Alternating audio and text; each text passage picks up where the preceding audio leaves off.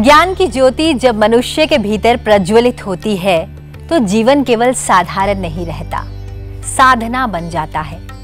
शब्द जब संस्कारों से जुड़ते हैं तो वे सिर्फ भाषा नहीं बल्कि संस्कृति की आत्मा बन जाते हैं। आज हम ऐसी ही एक साधना के साक्षी बनने जा रहे हैं। गुरुर् ब्रह्मा गुरुर् विष्णु गुरुर्देवो महेश्वरः गुरु साक्षात परम ब्रह्म तस्मै श्री गुरुवे नमः।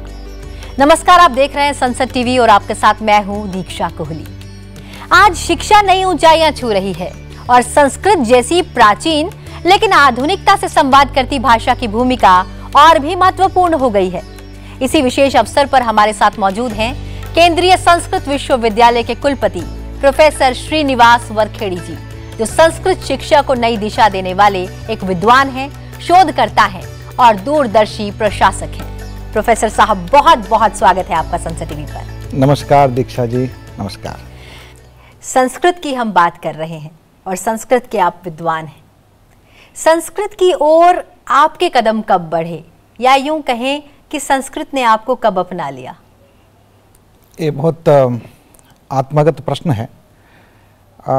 हमारा परिवार में ही संस्कृत का एक परिचय था, लेकिन जैसे जैसे काल बढ़ता है तो थोड़ी दूरी बढ़ती है। लेकिन मेरे परिवेश में मेरे दादाजी चाहते थे संस्कृत का एक हमारे परिवार में विद्वान हो, तो उनके संकल्प के कारण से मैं गुरुकुल में मेरा प्रवेश हुआ, गुरुकुल का अध्ययन हुआ, जिसमें मैं संस्कृत अध्ययन का आरंभ किया। पूरा 12 साल तक मेरा अध्ययन संस्कृत में ही रहा है, जहाँ अंग्रेजी या अन्य विषयों का स्पर्श भी नहीं था। क्या बात है, मतलब आप पूर्ण रूप से अपनी परंपरा के साथ, अपनी जड़ों के साथ जुड़े हुए थे। ऐसे मैं सोचता हूँ, जब मैं अन्य शिक्षा जगत के लोगों से जब बात करता था, उस समय मुझे खुद का एक विलक्षणता का अनुभव हुआ, क्योंकि हमारा जो अध्ययन का वातावरण था बिल्कुल अलग था, सोच भी अलग था, एक विचार पद्धति अलग थी। तो इस कारण से हम दूसरे लोगों से एक अलग ढंग से सोच सकते हैं, ऐसा एक भाव मुझे आ गया। तो मुझे लगता है कि ये गुरुकुल पद्धति का एक प्रभाव है। सर, न्याय जैसे विषय पर पीएचडी करना, इसकी प्रेरणा कहाँ से आई? वैसे तो हमारे गुरुकुल में हमारे गुरुजी जो थे वो न्याय के बहुत प्रिय विद्वान थे, न्याय में उनका बहुत बड़ा आस्था थी।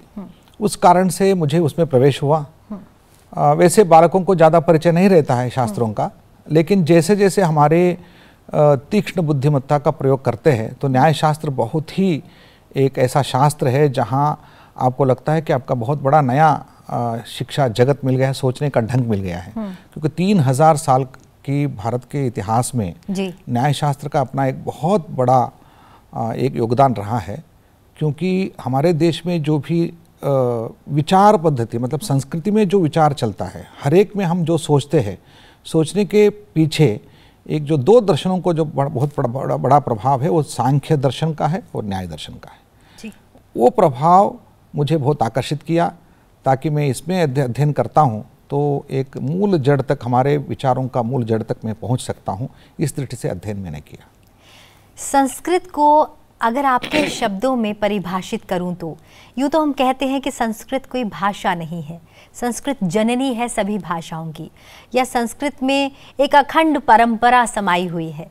तो अगर मैं आपसे कहूं कि आप संस्कृत को परिभाषित कीजिए, तो आपके लिए संस्कृत क्या है? मेरे लिए संस्कृत भारत का भविष्य है।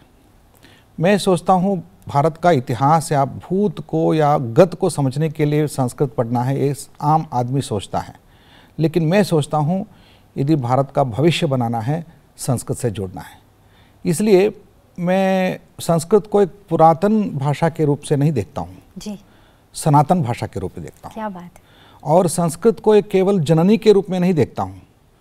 कोई भाषा, भारत के तमिल हो, कन्नड़ हो, मलयालम हो, हिंदी हो, गुजराती हो, बंगाली हो, इनके मूल में संस्कृत तो है ही, लेकिन ये जैसे जैसे ये सारी भाषाएं अपने आप को संस्कारित करती है, धीरे धीरे वो संस्कृत बन जाते हैं। इसे लक्ष्य भाषा भी है।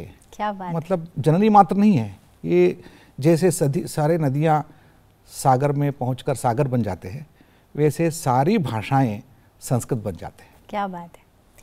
प्रोफेसर साहब, आपने कहा कि आप गुरु शिष्य परंपरा में आपकी शिक्षा दीक्षा संपन्न हुई और आपने किसी और भाषा का उस समय चुनाव नहीं किया, आप किसी और भाषा की तरफ बढ़े भी नहीं। अगर मैं भारत के संदर्भ में बात करूं, हम कहते हैं भारत विश्व गुरु है। निश्चित रूप से ज्ञान परंपरा का जो प्रवाह है वो भारत से ही अविरल धारा के रूप में बहता रहा है और पूरी दुनिया ने भारत से ज्ञान अर्जित किया है और आज भी कर रहा है। अगर हम तब की गुरु शिष्य परंपरा को आज के संदर्भ में देखें, आप कितना जो फर्क है वो आप महसूस करते हैं? देखिए, गुरु शिष्य परंपरा में मेरा अध्ययन हुआ है।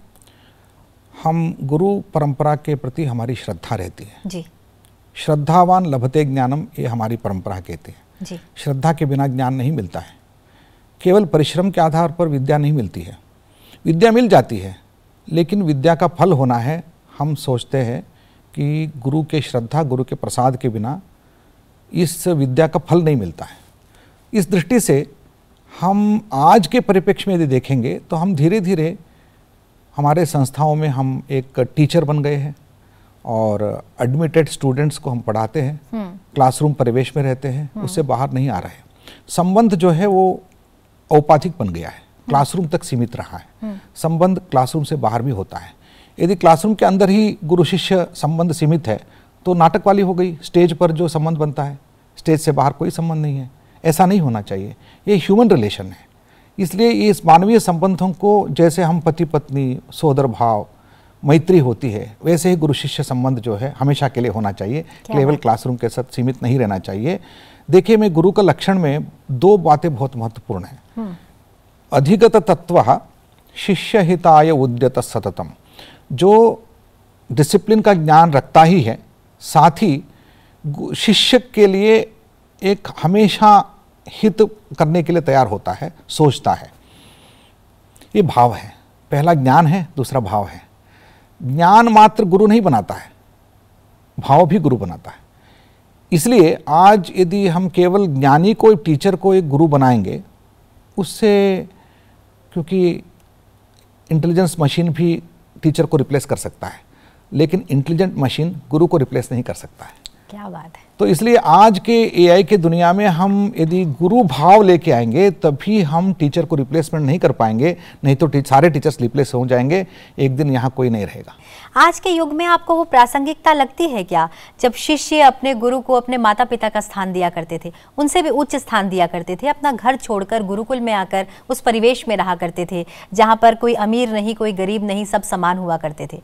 क्या आज के युग में वो प्रासंगिकता नजर आती है? क्या आजकल के स्कूल, आजकल का सिलेबस, आजकल के ब्लैक बोर्ड्स, आजकल के टीचर्स, आजकल के स्टूडेंट्स, या वो भारी बस्ता, क्या वो वैसा हो सकता है? देखिए, हमने अभी राम जी का वेश धारण करने से राम नहीं बनते हैं जी, और हमारे इंफ्रास्ट्रक्चर बढ़ाने से, हमारे काफ़ी साधन बढ़ाने से शिक्षा बढ़ती नहीं है। शिक्षा के लिए अंतरंग बदलाव चाहिए जी।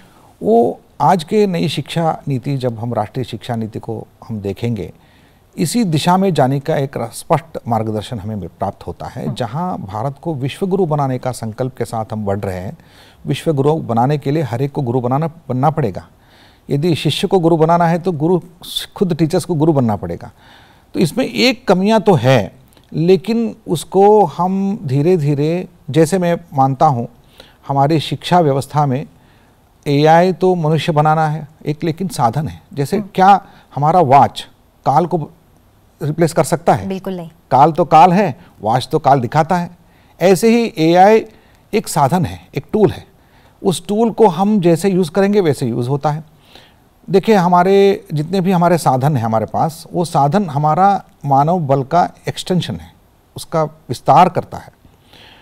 इसको ध्यान में रखते हुए हमारे बुद्धि का विस्तार के रूप में एआई मशीन को देखना चाहिए, लेकिन बुद्धि को रिप्लेस करना नहीं है।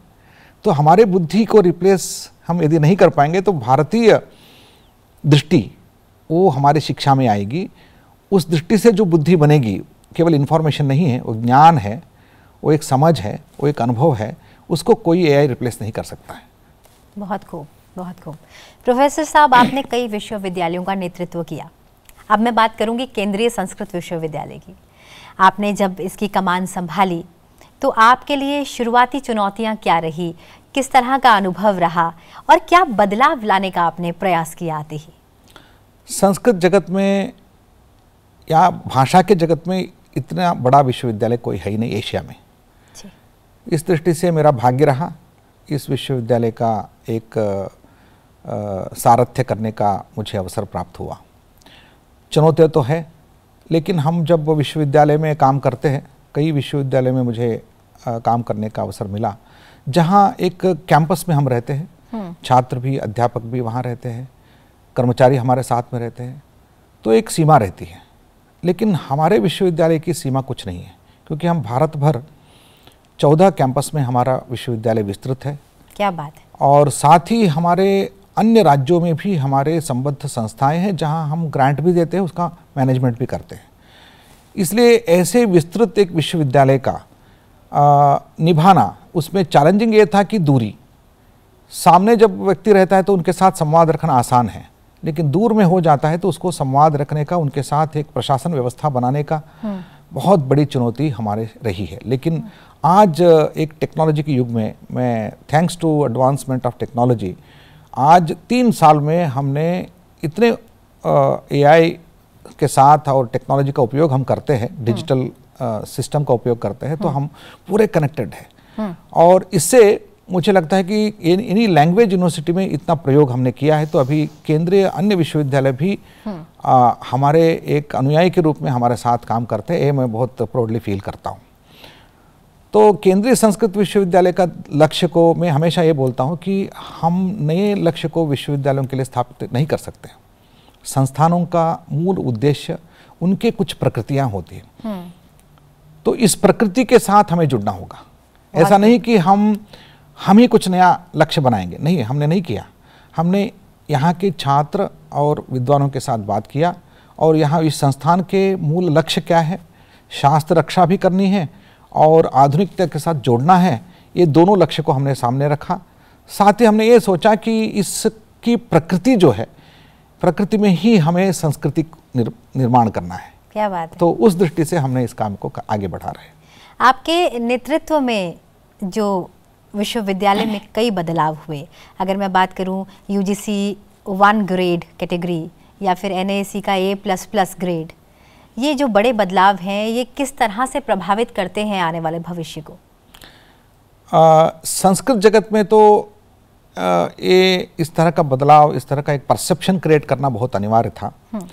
50 साल की यात्रा में कोई संस्था इस एक लक्ष्य पर पहुंचता है, ये बहुत ही महत्वपूर्ण है उस संस्था के लिए, क्योंकि 50 साल की यात्रा के बाद, इतनी लंबी यात्रा में इतने साधना करने के बाद अवश्य केंद्रीय संस्कृत विश्वविद्यालय एक कैटेगरी 1 स्थान पर प्राप्त होगा, NAAC में A++ प्राप्त करेगा। ये बहुत महत्वपूर्ण है उनके लिए। खुद का आत्मविश्वास बढ़ा है, साथ ही हम दूसरों को एक आदर्श के रूप में खड़े हैं, और हमारे उद्देश्यों को विस्तृत करने के लिए हमें फ्रीडम मिला है। ये ऑटोनॉमी जो होता है, एकेडमिक ऑटोनॉमी जो मिलता है, वो इसके द्वारा मिलती है, ताकि हम एक इनोवेशन कर सकते हैं, एक्सप्लोर कर सकते हैं। इसके लिए सरकार का भी, मिनिस्ट्री का भी, यूजीसी का भी काफ़ी सहयोग रहा है। मैं मानता हूँ कि भविष्य में एक मल्टीडिसिप्लिनरी यूनिवर्सिटी के रूप में ये केंद्रीय संस्कृत विश्वविद्यालय को एक विस्तार करने की दृष्टि से ये महत्वपूर्ण हमने लक्ष्य प्राप्त किया है। प्रोफेसर साहब, कई 2 कोनों को आपने एक साथ मिला दिया है। जैसा कि अगर हम संस्कृत शिक्षा की बात किया करते थे, तो मैं एक आम धारणा या एक आम परसेप्शन की बात करूं तो लोग सोचते थे कि अरे संस्कृत में पढ़ाई कर रहे हो, पंडित जी बन जाओगे, शास्त्री जी बन जाओगे। शायद इससे ज़्यादा जो सोच है वो आम लोगों में नहीं जाती थी कि पंडिताई करोगे या फिर शास्त्री जी बन जाओगे। लेकिन आपने तो एक सेतु का निर्माण कर दिया है। सेतु बंध परियोजना की मैं बात कर रही हूँ। श्री राम को भी लंका तक की चढ़ाई करने के लिए सेतु बनाना पड़ा, और आपने ये जो सेतु है, ये IIM और IIT के दरवाजे खोलने तक बना दिया। ये क्या है सेतु बंध परियोजना, किस तरह से बदलाव लाएगा, और संस्कृत का स्टूडेंट IIT और IIM से कैसे जुड़ जाएगा? मेरा जीवन का भी अनुभव रहा है। जब मैं बहुत बाल्यकाल में, मेरे परिवार में जब चर्चा होती थी, तो सब लोग सोचते थे उस कालखंड में सबको इंजीनियर बनना है, और संस्कृत पढ़ेगा तो क्या करेगा। लेकिन धीरे धीरे मुझे, जैसे मैं शोध कार्य का आरंभ किया, मेरे मतलब रिसर्च जब चल रहा था हैदराबाद सेंट्रल यूनिवर्सिटी और IIIT हैदराबाद में, उस समय computer science, physics, logic, linguistics ऐसे क्षेत्रों के साथ मेरा संवाद रहा। तो उसके बाद में जो मुझे पता चला कि हमारे शास्त्रों में ऐसे एक तथ्य और संपदा है जो आधुनिक जगत के अन्य क्षेत्र में लाभदायक हो सकते हैं, लेकिन उसको करने के लिए एक सेमिनार से नहीं होगा और एक दीर्घकालीन संवाद सत्र चाहिए। तो उस दृष्टि से एक संबंध बनाने का जो हम सोच रहे थे, लेकिन आज इतना परिवेश पक्व है, हमारा देश की शिक्षा व्यवस्था में आज माननीय प्रधानमंत्री जी का एक नया सोच के साथ विकसित भारत की ओर जब बढ़ रहा है, हम रूट में भी जाते हैं और हम छत को भी हम पहुंचते हैं। तो दोनों के दृष्टि से आज ये संवाद रखने का एक परिपक्व काल आ गया है। तो मैं मानता हूँ हमारा सोच नहीं है, लेकिन हमारे मन में एक स्वप्न था, लेकिन आज वो साकार करने का एक परिवेश मिल गया है। तो हमने ये सोचा कि सबसे बात किया, तो मंत्रालय में, शिक्षा मंत्रालय में भी यही उत्साह रहा है और अन्य IITs में, IIM में जो हमारे मित्र पढ़ते हैं, निदेशक हैं, उनका भी उतना ही उत्साह रहा है इसको स्वागत करने में। तो इसमें पीछे ये उद्देश्य है कि द बेस्ट माइंड्स ऑफ गुरुकुला, जो गुरुकुल में पढ़ते हैं वो कोई आधुनिक IIT में जो बच्चे जाते हैं उनके कोई कम नहीं रहते हैं, लेकिन उनको अवसर नहीं मिलता है। आज हमने अवसर कल्पित करने का एक योजना बनाई। इस योजना में जो छात्र गुरुकुल में पढ़े हैं उनके पास कोई विशेष आधुनिक शिक्षा युग के कोई साधन नहीं है, या तो उनके पास डिग्री नहीं है, तो वो भी IIM के साथ, वहाँ के छात्र और रिसर्च के साथ संवाद कर सकते हैं। इस संवाद की एक भूमिका वेदिका हमने निर्माण किया, जिसमें छात्र जब आते हैं तो वहाँ कई काल वो रह सकते हैं और साथ ही वहाँ से वो शिक्षा प्राप्त करेंगे, शोध करेंगे उनके साथ और डिग्री हमसे प्राप्त करेंगे। तो एक नया जगत का निर्माण होगा। मुझे लगता है कि अगले 10 साल में यदि 100 भी ऐसे विद्वानों का निर्माण होगा जो दोनों के साथ समकाल में बात कर सकते हैं, दोनों शिक्षा जगत के कंटेम्प्रेरी वर्ल्ड और हमारे प्राचीन भारत की जो ज्ञान परंपरा, दोनों के साथ संवाद करने का क्षम रखने वाले विद्वान यदि बनते हैं, मुझे लगता है कि भारत की शिक्षा बदल जाएगी। निश्चित रूप से भारत की शिक्षा बदल जाएगी और ये बहुत ही सराहनीय प्रयास भी है। प्रोफेसर साहब, संस्कृत बहुत मिठास से भरपूर है, उसमें एक अलौकिक शांति का आभास भी है। यही कारण है कि कहीं अगर श्लोक उच्चारण हो रहा होता है तो वहाँ ठहर जाने का मन करता है, उसे सुनने का मन करता है। आप समझ गए मैं क्या बात कर रही हूँ। मैं बात कर रही हूँ संस्कृत को ऑडियो बुक्स में लेकर आने का, जो ये प्रोग्राम है बहुत ही सफल प्रयास है। प्रेमवदा के बारे में बात कर रही हूँ। ये थॉट कैसे आया मन में कि लोगों को संस्कृत समझाने का ये भी एक तरीका हो सकता है? देखिए, संस्कृत का एक, आपने जैसे बताया, ये सत्यम शिवम सुंदरम, इसका एक प्रतिरूप संस्कृत है, जो हम सत्य भी हो, जो प्रकृति से जुड़ता है और मंगलमय हो और सुंदर हो, यानी प्यारे हो। संस्कृत में मधुरता है। इस मधुरता को केवल हम सुनने में हमको लगता है कि मधुर है, लेकिन उसका भाव मंगलमय है, लोक कल्याणकारक है। उसमें जो अर्थ है वो सत्य के ओर ले जाता है। लेकिन सुनना जो है प्रथम श्रेणी का है। सुनने से लोग आकर्षित हो जाए, बाद में भाव से उसमें तन्मय हो जाए, धीरे धीरे वो सत्य की ओर जाए, ये दृष्टि संस्कृत में है। तो संस्कृत भारती एक ऐसी हमारे संस्था है जो कार्यकर्ताओं के द्वारा समाज में संस्कृत का एक श्रवण, संस्कृत का एक संभाषण का एक वातावरण बनाता है जी। कोई 10 दिन में संस्कृत नहीं जानता हो, वो भी 10 दिन में संस्कृत का एक प्रवेश कर सकता है, कॉन्फिडेंटली वो बात करना शुरू कर सकता है, सुन सकता है। तो सामान्य जन को संस्कृत सुनने से जो आनंद मिलता है उसको संस्कृत भारती का संभाषण से मिलता है, ऐसा हमको समझ में आ गया। तो धीरे धीरे इन पुस्तकों को, इन श्लोकों को, इनको टेक्नोलॉजी में युग में हम यदि लोग सुन सके अपने घर में बैठकर, क्योंकि उनको 10 दिन के बाद क्या मिलेगा, 10 दिन के बाद आगे क्या करेंगे, वो सुनने के लिए परिवेश नहीं रहेगा, घर में नहीं रहेगा, उनके कार्यालय में नहीं रहेगा। तो कहीं ना कहीं उनको संवाद करने के लिए कोई अवसर चाहिए। उस अवसर को प्रदान करने के लिए हमने प्रेमवदा संस्कृत भारती के कुछ हमारे मित्रों ने सोचा, एक योजना बनाई और अमृत विश्वविद्यापीठ के द्वारा हमारा योजना बनी। तो आज वो प्रेमवदा हमारे सामने अच्छा एक टेक्नोलॉजी के रूप में हमारे सामने है। इस तरह के अनेक प्रयास है जहां तंत्र ज्ञान के द्वारा हम लोगों तक संस्कृत को पहुंचाने का प्रयास कर रहे हैं। बिल्कुल। आपने नई शिक्षा नीति की बात की थी, न्यू एजुकेशन पॉलिसी 2020, जिसके अंतर्गत एक बड़ा बदलाव आया कि सिविल सेवा की जो परीक्षाएं हैं उसको और लॉ को जो संस्कृत के साथ जोड़ने का एक अद्भुत प्रयास, ये जो कोर्सेज शुरू हुए हैं, मैं इसके बारे में समझना चाहती हूँ। जो यूपीएससी के छात्र जो अभी उसकी तैयारी कर रहे हैं उनके लिए निश्चित रूप से एक बहुत ही अच्छी खबर होगी कि न्यू एजुकेशन पॉलिसी 2020 के अंतर्गत आयुर्वेदा गुरुकुलम, धर्मशास्त्र आधारित एलएलबी और सिविल सर्विसेज स्टडीज़ जैसे नए कोर्सेज शुरू किए गए हैं सेंट्रल संस्कृत यूनिवर्सिटी के द्वारा। ये कैसे आया थॉट मन में और ये कैसे हुई शुरुआत? देखिए, संस्कृत को लेकर आईएएस आईपीएस बनने वाले बहुत सारे अधिकारियों को हमने देखा है, लेकिन उनके लिए प्रशिक्षण की व्यवस्था नहीं थी। साथ ही संस्कृत विद्या को आधुनिक परिवेश में वृत्ति के साथ, प्रोफेशन के साथ जोड़ना बहुत अनिवार्य है, क्योंकि ओपनिंग्स नया हमें करना पड़ेगा। इस दृष्टि से बहुत सालों से हमारे संवाद तो होता रहा, लेकिन जब मैंने महाराष्ट्र में देखा कि बहुत सारे बच्चे सिविल सर्विस तैयार करते हैं लेकिन उनके लिए ट्रेनिंग की व्यवस्था नहीं है। यदि संस्कृत पढ़ने वाले बच्चों को एक सिविल सर्विस स्टडी करने का प्रयास एक अवसर मिलेगा, यदि वो देखिए डिग्री के बाद यदि 2 साल वो प्रयास करेंगे तो कॉम्पिटिटिव एग्ज़ाम में भाग ले पाएंगे, लेकिन 3 साल जब डिग्री में वो प्रवेश करते हैं उसी काल से यदि वो तैयारी में लगेंगे तो 3 साल के बाद तुरंत वो एग्ज़ाम लिख सकेंगे। तो इस दृष्टि से हमने जब इसको किया तो इवन बहुत सारे अन्य शिक्षा जगत के लोग भी और कई राज्यों के मुख्यमंत्री भी इसको सराहना किया है। ऐसे होना चाहिए कि कॉम्पिटिटिव एग्ज़ाम के लिए संस्कृत के बच्चे तैयार होंगे तो ये काफ़ी बदलाव आएगा। और संस्कृत के क्षेत्र में बहुत बच्चे कॉन्फिडेंट हो गए हैं, मैं जिससे मिला वो भी छात्र बहुत कॉन्फिडेंट है। साथ ही जैसे आपने जो 2 और कोर्स के उल्लेख यहाँ किया है, आपने बहुत अध्ययन करके किया है।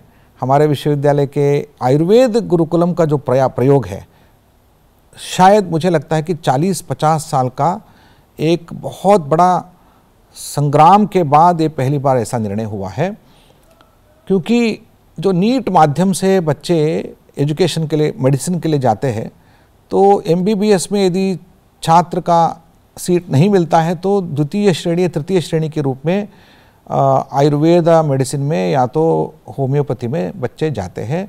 वो डिप्रेस्ड होते हैं, वो आयुर्वेद पढ़ने के लिए उनका मन नहीं रहता है। ऐसे बच्चों को हम बीएमएस आयुर्वेद पढ़ा के क्या करेंगे? वो अच्छे डॉक्टर नहीं बन सकते।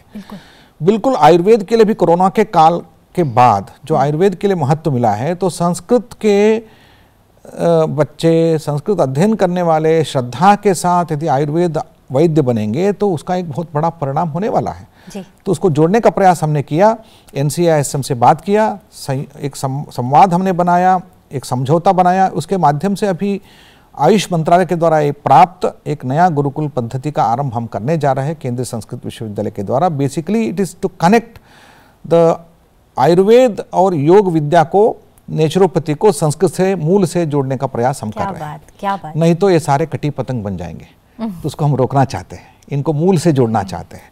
साथ ही जो आपने जब भी बताया, मैं जस्टिस बोबडे जी के साथ, जो चीफ जस्टिस ऑफ इंडिया रहे, उनके साथ बात कर रहा था। उन्होंने आइडिया दिया, देखिए हमारे धर्मशास्त्र मूल विद्या के साथ आज के जो न्याय पद्धति है उसमें कोई संबंध नहीं रहा है, उसको जोड़ना चाहिए। तब मेरे मन में आ गया, हमारे जो छात्र हैं, न्याय, मीमांसा, व्याकरण, धर्मशास्त्र पढ़ने वाले छात्र यदि वो एलएलबी पढ़ेंगे, लॉ में जाएंगे, तो नया भारतीय शिक्षा के आधारित एक विधि शास्त्र का निर्माण होगा। मेरा एक स्वप्न है कि 10-15 साल में एक हमारे विश्वविद्यालय के छात्र यदि हाई कोर्ट में या सुप्रीम कोर्ट में जस्टिस बनेंगे तो वो एक हमारे लिए बहुत बड़ी उपलब्धि होगी। बहुत खूब। निश्चित रूप से सर आपका ये जो स्वप्न है ये बहुत जल्द पूरा होगा। जिस तरह से ये प्रयास किया जा रहा है ये बहुत सराहनीय प्रयास है, और जिस तरह से छात्र आपने कहा इससे जुड़ रहे हैं और उन्हें लाभ भी हो रहा है, तो जाहिर सी बात है आने वाले समय में आपको ये रिजल्ट भी ज़रूर मिल जाएगा। अब मैं बात करूँगी तकनीक के साथ जुड़ता संस्कृत विश्वविद्यालय। आपने एक कदम और उठाया, आपने कहा कि ये टेक्नोलॉजी का ज़माना है, AI का ज़माना है, तकनीक की तरफ सबके कदम बढ़ रहे हैं, तो सेंट्रल संस्कृत यूनिवर्सिटी भी क्यों पीछे रहे। दो बहुत अहम कदम, दो बहुत अहम टूल्स की मैं बात करने वाली हूँ, और वो टूल्स हैं अनुवादिनी और कोशश्री। इससे संस्कृत को बढ़ावा किस तरह दिया जा रहा है, या फिर छात्रों को इसका कैसे लाभ हो रहा है? देखिए, अनुवादिनी एक अपना स्वतंत्र टूल है, साधन है, जो भारत के भाषाओं में एक भाषा से दूसरे भाषा में आप अनुवाद कर सकते हैं। टूल उपलब्ध है। शिक्षा मंत्रालय भी उसका प्रयोग कर रहा है, अन्य मंत्रालय भी उसका प्रयोग कर रहे हैं। मूलभूत समस्या ये है कि आप एक भाषा से दूसरी भाषा में जब अनुवाद करते हैं, यंत्रानुवाद, उसमें बीच में अंतरंग में किस भाषा का प्रयोग होता है। बेसिकली तेलुगु से यदि हिंदी में हो रहा है तो तेलुगु हिंदी डिक्शनरी को एक बनाने की दृष्टि से जब बीच में एक अंग्रेजी का प्रयोग होता रहा है, ये बहुत सालों का प्रयोग है। जब बीच तेलुगु से अंग्रेजी में जाता है, अंग्रेजी से हिंदी में आता है, क्योंकि उस तरह का टेक्नोलॉजी बनी हुई है। लेकिन हमने ये सोचा अनुवादिनी के द्वारा हम अंग्रेजी को रिप्लेस करेंगे, उसमें संस्कृत को लेके आएंगे। बेसिकली इसको संस्कृत एक इंटरलिंग्वा है। भारतीय भाषाओं के बीच में जब अर्थ का विनिमय होता है वो संस्कृत के द्वारा होना चाहिए, क्योंकि हिंदी और तेलुगु में समानार्थक एक शब्द संस्कृत से मिलता है। तब तेलुगु से हम हिंदी में लेके आएंगे, हिंदी से तेलुगु लेके जाएंगे, अर्थ का हानि न होते हुए संस्कृत के द्वारा हम समानार्थक शब्दों को लेकर अनुवाद कर सकते हैं। ये अनुवादिनी का प्रयास है, उसमें हमने प्रयोग किया। इसका अच्छा प्रयोग है और यशस्वी प्रयोग है। साथ ही कोशिश के बारे में आपने बात की, ये स्वतंत्र भारत में भारतीय विद्याओं का एक बहुत बड़ा संग्रह यदि कहीं है वो कोशश्री में है। अभी शिक्षा संगम में माननीय शिक्षा मंत्री जी धर्मेंद्र प्रधान जी ने उसका उद्घाटन किया है। पुणे में प्रतिष्ठित संस्था डेक्कन कॉलेज है, 200 साल से उनकी यात्रा रही है, जिसमें ये प्रयोग हो रहा था, लेकिन वो आधुनिक जगत में उसका शिक्षा जगत से जोड़ने का उनके पास कोई संसाधन नहीं था। केंद्रीय संस्कृत विश्वविद्यालय ने उनके साथ समझौता की और शिक्षा मंत्रालय के द्वारा एक नया केंद्र का उद्घाटन हमने करवाया। कोशश्री में ऐसा प्रयास रहा है, 62 branches, more than 1500 year works of 3000 years, इनको एकत्रित हमने किया है। ग्रंथों का संकलन नहीं है, ये एक कॉन्सेप्ट्स का संकलन है। मतलब एक कॉन्सेप्ट ऋग्वेद से आरंभ करके 20वीं शताब्दी तक किन किन शास्त्रों में किन किन अर्थों में उनका प्रयोग हुआ है, एक शब्द का, वो कॉन्सेप्ट का बदलाव कैसे आया है, ये सारी यात्रा आप देख सकते हैं कोशश्री में, ताकि आप एक आइडिया को कैसे डेवलप हुआ भारत में वो पूर्ण रूप से आप उनकी यात्रा को देख सकते हैं, ताकि पूरी दुनिया को हम बता सकते हैं कि जो भी कॉन्सेप्ट है, नया भी हो पुराना भी हो, भारत में उसका मूल द्रव्य मूल स्रोत है। इसको प्रूव करने के लिए आप पेटेंट करने जा रहे थे अनेक विषयों में, हम फेल होते हैं डॉक्यूमेंट के बिना। मैं अब दावा करता हूँ पूरे भारत में यदि भारत का कोई पेटेंट बनाना है ज्ञान की दृष्टि से, कोशश्री उसका बेस बनेगा। पेटेंट बनाने के लिए आपको यहाँ डॉक्यूमेंटेशन मिलेगा, आप आ जाइए, किसी विषय के ऊपर आप भारत का पेटेंट बना सकते हैं। क्या बात है, बहुत खूब। आपने कहा कि हमारी जो परंपरा थी, सनातन परंपरा, वो हमारे लिए सर्वोपरि थी। हमारा देश जो है विश्व गुरु कहलाता था, ज्ञान परंपरा हमारे यहीं से प्रभावित होती थी। मैं सनातन संस्कृति की बात करूंगी।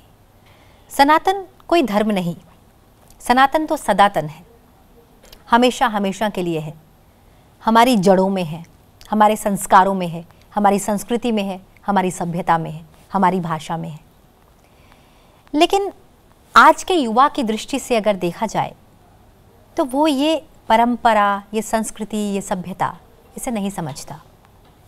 कहीं ना कहीं एक कटाव आता जा रहा है। और हम एक संकल्प भी लेते हैं कि 2047 तक हमें भारत को विकसित भारत बनाना है। ऐसे में उन युवाओं को वापस से अपनी परंपराओं के साथ जोड़ा जाए, वो जो कटाव है वो समाप्त किया जाए, उन जड़ों के साथ हम जुड़कर अपनी प्राचीनता को आधुनिकता के साथ लेकर आगे बढ़ें। इसके लिए हमें क्या करना होगा? दीक्षा जी, आपने अब ये जो प्रश्न पूछा, इसके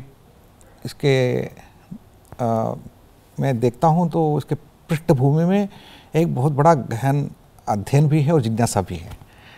मुझे बहुत प्रसन्नता हुई, आप इस तरह का एक नया प्रश्न आपने मेरे सामने खड़ा किया। बहुत गंभीर प्रश्न है, विचारणीय है, लेकिन मुझे बहुत मैं अपने आप को आश्वस्त भी करता हूँ, क्योंकि ये सभ्यता, हमारे सनातन धर्म की सभ्यता आजकल का नहीं है। यदि 5000 साल के इतिहास में इतने आक्रमण के बाद भी भारतीय सभ्यता और सनातन धर्म परंपरा यदि अपने आप में अक्षुण्ण रही है तो आगे भी रहने वाली है। बिल्कुल, क्योंकि कोई ऐसा एक धर्म और दुनिया की सभ्यता नहीं है जहां आक्रमण के बाद वो निरंतरता के साथ बढ़ रही है। कोई एक भी नहीं रहा।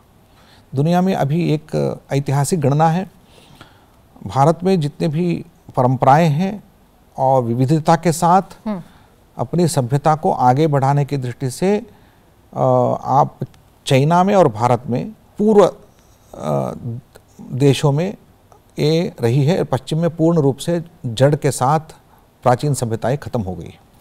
तो मुझे विश्वास है आगे बढ़ेगा। लेकिन क्यों बढ़ेगा? कारण है, आपने जैसे बताया सनातन है।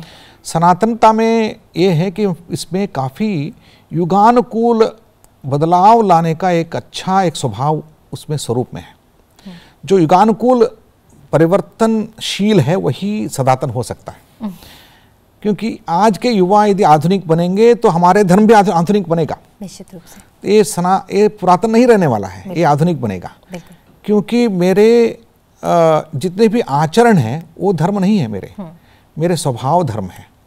और मेरे विचारों में, मेरे आचरण में थोड़ा अंतर अभी दिख रहा है, क्योंकि पाश्चात्य कॉलोनी का प्रभाव है। डीकोलोनाइजेशन जैसे होता रहेगा, मुझे विश्वास है कि भारत के मूल जड़ के प्रति लोग अपने आप में चले जाएंगे, क्योंकि ये मरा हुआ नहीं है, ये जीवंत संस्कृति है। क्या बात है। देखिए कि जब अमेरिका में क्राइसिस आ गई और तुरंत वहाँ के जितने भी लोग भारतीय थे, न केवल भारतीय, जितने भी देशों के थे, अमेरिका में तो आप जानते हैं कि अन्य अन्य देश से लोग जाके वहाँ अपना जीवन बसाया है।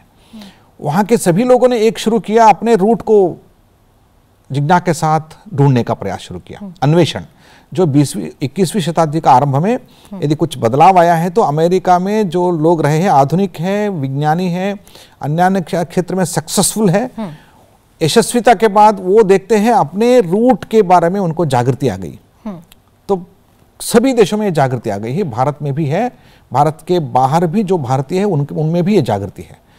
मुझे लगता है कि आज के जो आकर्षण है युवा लोगों का, ये तात्कालिक रहेगी और ये धीरे धीरे वो जैसे जैसे वो अपने आप को एक देखना शुरू करेंगे तब भारत की ओर आ जाएंगे। तो विकसित भारत का मतलब ये नहीं है कि इंफ्रास्ट्रक्चर हम बड़ा करेंगे, बिल्कुल आत्म विकास के साथ विकसित भारत को करेंगे। तो इसमें इंफ्रास्ट्रक्चर भी होगा, हमारी आर्थिक शक्ति भी होगी, आध्यात्मिक शक्ति भी होगी। आध्यात्मिक शक्ति के लिए हमारे सनातन धर्म, परंपरा, सभ्यता बहुत महत्वपूर्ण योगदान करते हैं। ये मरे हुए नहीं है, ये जीवित है, ऊपर आच्छादित है, आच्छादन अपने आप में चले जाएगा। क्या बात है, बहुत शानदार। प्रोफेसर साहब, अमूमन कहा जाता है कि जैसी हमारी भाषा होती है वैसे हमारे विचार भी होते हैं। भाषा हमारे विचारों को बहुत प्रभावित करता है। आपको क्या लगता है, जैसे हम अपनी मूल परंपराओं से, अपनी जड़ों से कट रहे हैं, हम कहीं ना कहीं संस्कृत से भी विच्छेदित हो रहे हैं, हमें शर्म आती है उस भाषा को अपनाते हुए, हम अन्य विदेशी भाषाओं की तरफ आकर्षित हो रहे हैं, तो क्या ये हमारे सोच को, हमारे विचारों को दुर्बल बना रही है? क्या इसका इम्पैक्ट आज के युवाओं पे पड़ रहा है? सच है, जैसे आपने बताया, संस्कृत से जैसे जैसे दूर होते हैं हम भारत से दूर होते हैं, साथ ही हमारे संस्कृति से दूर होते हैं। संस्कृत एक भाषा मात्र नहीं है, हमारे भारत के मूल अवधारणाएं इसमें हैं। देखिए कुछ कैटेगरीज होते हैं, वो जैसे कैटेगरीज मिस हो जाएंगे उस पूरे क्षेत्र हमारे दृष्टि से दूर हो जाता है। जैसे आज जैसे आपने बहुत महत्वपूर्ण एक बात कही कि भाषा के द्वारा हमारे दृष्टि भी बनती है। बिल्कुल बिल्कुल। हिंदी भाषा जो बोलने वाला शादी के बारे में जब सोचता है वो पूरे परिवार का शादी सोचता है जी। कभी ये नहीं सोचता है 2 व्यक्ति विवाह करेंगे, ये सोच ही नहीं आता। अंग्रेजी में सोचेंगे तो एक व्यक्ति दूसरे व्यक्ति से मैरिज करता है, वो दूसरे परिवार नहीं रहता है। ये हिंदी का प्रभाव है। बिल्कुल। तो एक भाषा का प्रभाव हमारे संस्कृति में, हमारे विचार में होता है। जैसे संस्कृत से दूर होंगे तो देखिए आज जो जितना समाज में अत्याचार, अनाचार, व्यभिचार बढ़ रहा है, इसके पीछे हमारे विचार में, दृष्टि में बदलाव आई है। वो दृष्टि में बदलाव इसलिए आए हैं कि दृष्टि में संस्कार इसलिए नहीं है कि संस्कृत से दूर हो गए। जैसे विवेकानंद से एक माता पूछती है, आप विवाह क्यों नहीं करते हो? विवेकानंद उत्तर देते हैं जी, मैं हर एक महिला में मैं माँ दुर्गा को देखता हूँ। बिल्कुल। दुर्गा को देखना नहीं है, दुर्गा का दर्शन है। ये दर्शन तब रहेगा जब तक आप दर्शन शब्द प्रयोग करते रहेंगे। क्या बात है। जिस दिन दर्शन शब्द लुप्त हो जाएगा, उस दिन दर्शन लुप्त हो जाएगा। उस दिन केवल देखना होता है, देखने से केवल इंद्रिय का ग्रहण होता है, उसमें व्यक्ति में अंतरंग का दर्शन नहीं होगा। दर्शन में भक्ति है, भाव है, श्रद्धा है, ये सारे जो है समर्पण है, ये सारे समर्पण संस्कृत के दर्शन के साथ जुड़ा हुआ है। क्या बात। आप काशी में जाएंगे तो गंगा में बात नहीं करेंगे, गंगा में स्नान करेंगे और विश्वनाथ जी का दर्शन करेंगे। आप विश्वनाथ जी को देखते नहीं हैं, दर्शन करेंगे। जो ये जो शब्द है केवल शब्द मात्र नहीं है, ये हमारे विचार है। इनको हम दूर करेंगे तो संस्कृत दूर होगा, तो ये सारे दर्शन भी चला जाएगा, स्नान भी चला जाएगा और यज्ञ भी चले जाएगा, कर्म भी चला जाएगा, तब भारत क्या बचेगा। क्या बात है। भावना प्रधान हो जाती है जब हम कहते हैं कि मैं दर्शन के लिए आया हूँ, और शायद कहीं भावना विहीन हो जाते हैं जब हम कहते हैं I just came to see you. या आपने बहुत अच्छा बोला। लगभग 16 किताबों को लिखना, 100 से ज़्यादा शोध पत्रों को, ग्रंथों का संपादन करना, एक बहुत बड़ा मुझे लगता है कि आपने साहित्य तैयार किया है आने वाली पीढ़ियों के लिए। कितना संतोष देता है ये आपको? एक शिक्षा जगत के जो भी व्यक्ति है, उनको इस क्षेत्र में ऐसा काम करना एक उनका कर्तव्य है। मैं सोचता हूँ मेरा कर्तव्य को हमने ठीक से करने का अवसर मुझे प्राप्त हुआ। इसमें मैं अकेला नहीं रहता हूँ, क्योंकि इस कार्य में मेरा गुरु परंपरा रही है, मेरे सहाध्यायी छात्र भी है और अध्यापक मित्र भी है, और मेरे शोधकर्ता भी हैं जो मेरे साथ काम करते हैं, और मेरी कक्षा में जो जिज्ञासा के साथ छात्र भाग लेते हैं वो भी हैं। क्योंकि इस तरह के अनेक विचारों को, नया विचारों के साथ ग्रंथ लिखने के लिए एक जो विचार चाहिए, जो सामग्री चाहिए, ये हमेशा ये सारा समाज मुझे देता है। इस परिवेश में रहने के बाद एक अध्यापक को जो करना चाहिए वो मैं कर पाया, यही सार्थकता भाव है। कोई गर्व नहीं है, कोई अहंकार नहीं है, क्योंकि हमसे ज़्यादा काम करने वाले, काम किए हुए अनेक विद्वान हैं। मैं विनीत होकर उनके साथ में उनको भी गौरव भाव देता हूँ। प्रोफेसर साहब, 200 से ज़्यादा राष्ट्रीय अंतर्राष्ट्रीय मंचों पर आपने वक्तव्य दिया। कोई ऐसा पल याद आता है जहाँ पर आप रुक गए हों, या आपको लगा हो कि ये पल हमेशा हमेशा के लिए जीवन में एक यादगार पल के रूप में जाना जाएगा? ऐसे बहुत सारे क्षण हैं। जो मैं एक बार फ्रांस में अंतर्राष्ट्रीय स्तर पर योग दिन पर वहाँ के एम्बेसडर के साथ मैं मंच पर था। उसमें एक क्षण ऐसा आ गया कि एम्बेसडर साहब ने बोला, संस्कृत ग्रीक और लैटिन जैसा एक क्लासिकल लैंग्वेज है। तो उसके बाद मैंने कहा, एम्बेसडर साहब आपको मैं सम्मान करता हूँ, लेकिन संस्कृत को पहचानने के लिए ग्रीक और लैटिन का ज़रूरत नहीं है, और संस्कृत केवल क्लासिकल लैंग्वेज भी नहीं है, ये आधुनिक भाषा भी है और सनातन भाषा है, ऐसा मैंने बोला। तो उन्होंने स्वीकार किया। और मुझे अभी अभी 225 में विश्व संस्कृत सम्मेलन नेपाल में हुआ।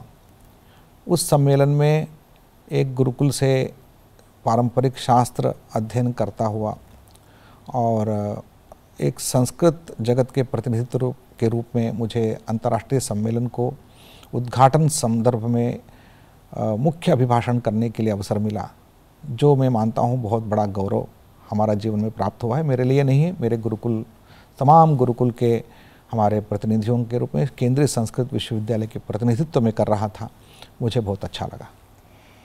संस्कृत के क्षेत्र में आपने कई योगदान दिए। आपने कहा ये आपका कार्य था। एक शिक्षक के रूप में आप निरंतर कदम बढ़ा रहे थे, शिक्षा की अलख भी जगा रहे थे, संस्कृत की ज्योत को आप लगातार जलाए हुए उस उजाले को हर छात्र तक पहुंचा रहे थे। आज जब पीछे मुड़कर देखते हैं तो क्या किसी योगदान को याद रख पाते हैं कि ये योगदान वाकई सबसे अच्छा योगदान रहा? देखिए, मैं कुलपति के रूप में अनेक संस्थानों में काम किया है और लाखों लोगों को उपाधि प्रदान करने का सौभाग्य भी प्राप्त हुआ है। फिर भी मुझे एक दो घटनाएं याद रखता हूँ जो मेरे से एक जो असंभव था, ऐसे छोटे छोटे लोगों को सहायता करने का सौभाग्य प्राप्त होता है, बहुत अपूर्व होता है। क्योंकि बड़ा बड़ा काम करना आसान है, लेकिन हमारे सामने ऐसे विषय आ जाए जो लोग उसको कोई नहीं कर पाता है, हम उसको बहुत संवेदनशीलता के साथ उसको देखें, करें, ये बहुत अच्छा लगता है। ये अवसर भी सबको नहीं मिलता है। जैसे मैंने कहा, एक बार क्या हुआ, एक माँ मेरे पास आ गई उनके 2 छोटे छोटे बच्चों को लेकर, जो ऑटिज्म के कुछ मंदता के साथ वो पीड़ित थे।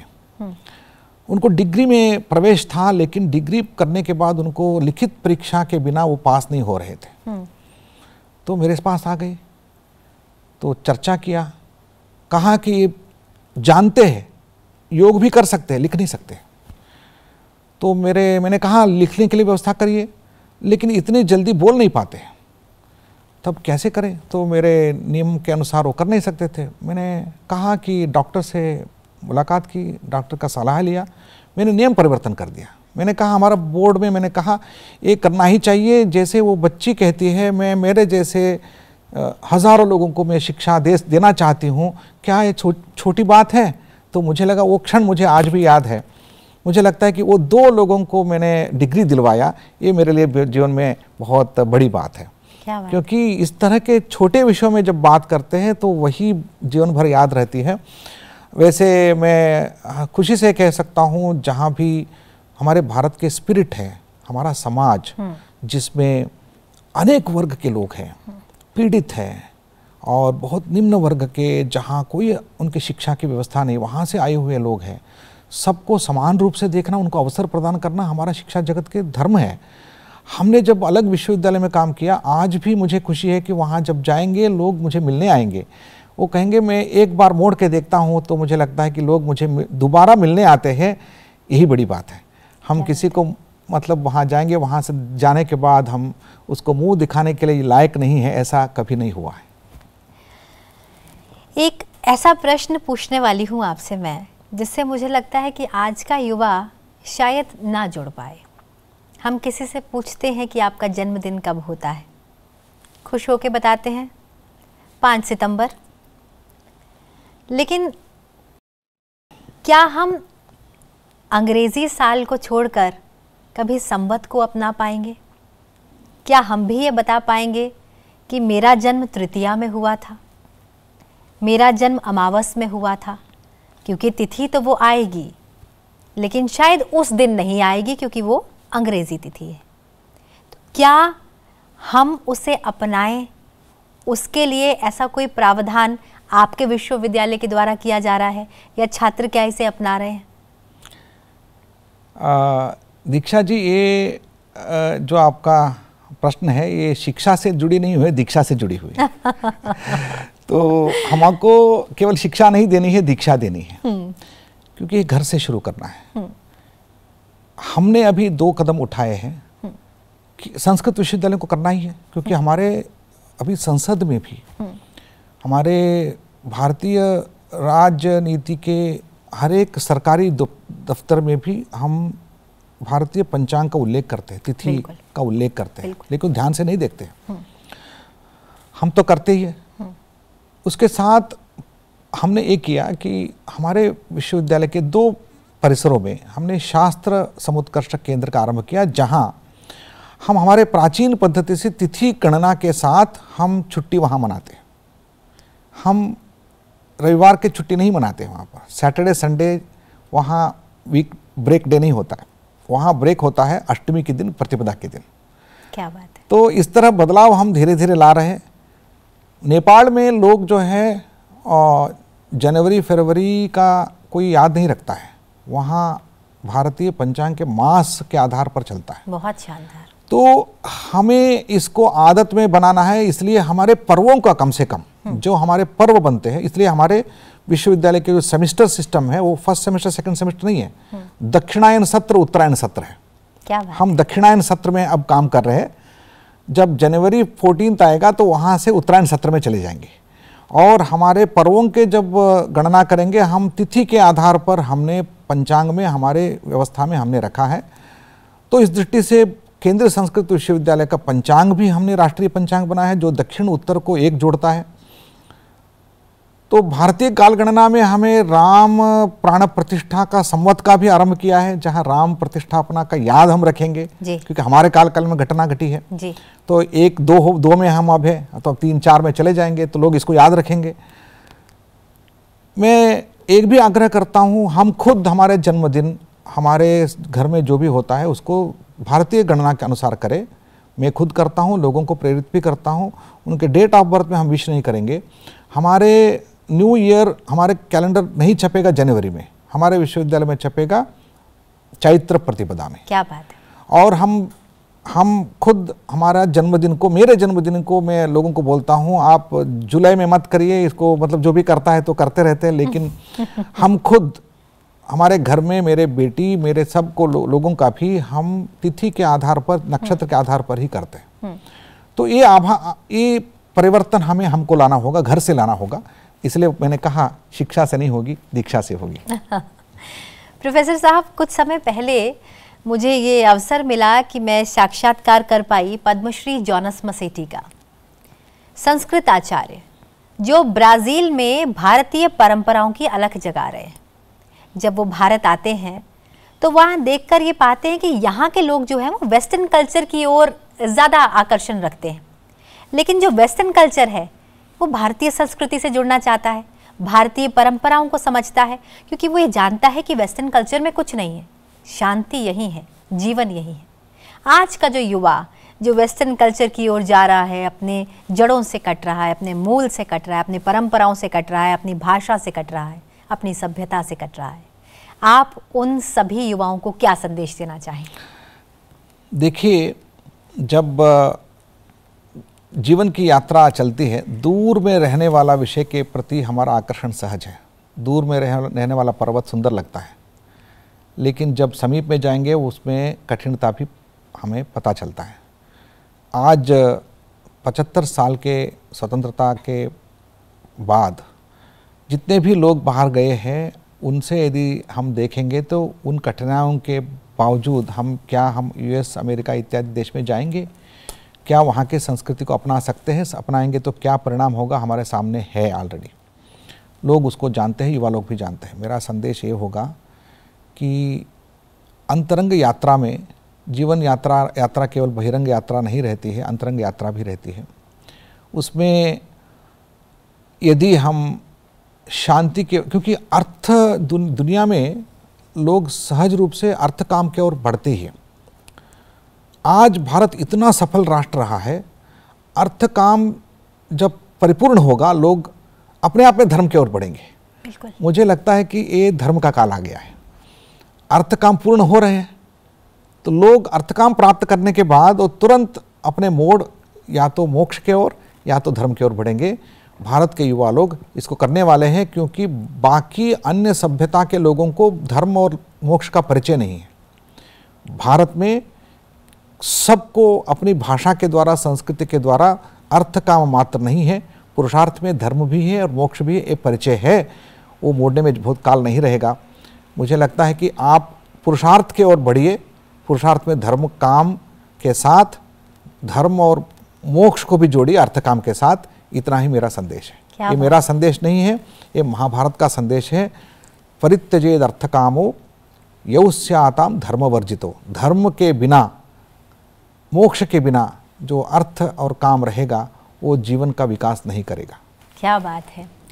इसलिए कहते हैं हमारी संस्कृति से जुड़े रहना हमारे लिए आवश्यक है। और संस्कृत केवल एक भाषा नहीं है, बल्कि हमारी सभ्यता की धड़कन है। प्रोफेसर श्रीनिवास वरखेड़ी जी ने ये साबित किया है कि ये धड़कन न केवल अतीत की धरोहर है, बल्कि भविष्य की दिशा भी तय कर सकती है। आपके विचार निश्चित ही हमारे दर्शकों को एक महत्वपूर्ण राह की ओर लेकर जाएंगे। और मुझे लगता है कि ये जो प्रयास आप कर रहे हैं आज के युवाओं को जोड़ने का सभ्यता के साथ, संस्कृति के साथ, ये वाकई बहुत काबिल तारीफ है। बहुत बहुत धन्यवाद प्रोफेसर साहब, आप हमारे साथ इस कार्यक्रम में शामिल हुए और आपने अपने इतने सारे विचार हमारे साथ साझा किए। बहुत बहुत धन्यवाद। धन्यवाद। संसद टीवी को मैं धन्यवाद और अभिनंदन करना चाहता हूँ। बहुत बहुत धन्यवाद प्रोफेसर साहब इस सारगर्भित संवाद के लिए। और अंत में कहना चाहूँगी, संस्कृत की धारा नदियों से पावन, जिसमें है वेद, उपनिषद, दर्शन का सावन, गुरु शिष्य परंपरा का अनुपम दीप, ज्ञान की आभा से जगमग करे हर सीप। आज के संवाद से हमने ये जाना कि संस्कृति है भारत का असली खजाना। भविष्य की राहों में जब भी हो अंधकार, संस्कृत बनेगी प्रकाश, करेगी सदा आप सभी का उद्धार। तो भूल कर भी भटकिए नहीं, क्योंकि अगर आप भटक गए हैं तो वापस का मार्ग आपको ही देखना है, क्योंकि आपकी सभ्यताएं, आपकी संस्कृति, आपकी अपनी विचारधारा आपको जिस ओर लेकर जाएगी वही असली भारत है। तो एक बार अपने आप को पहचानिए, अपनी संस्कृति, परंपराओं, सभ्यता को जानिए और भारतीय बनकर गर्व से कहिए कि मुझे गर्व है कि मैं भारतीय हूँ। और अपने गुरुओं का सदा वंदन कीजिए, सदा अभिनंदन कीजिए। इसी बात के साथ अभी के लिए दीजिए इजाज़त। नमस्कार।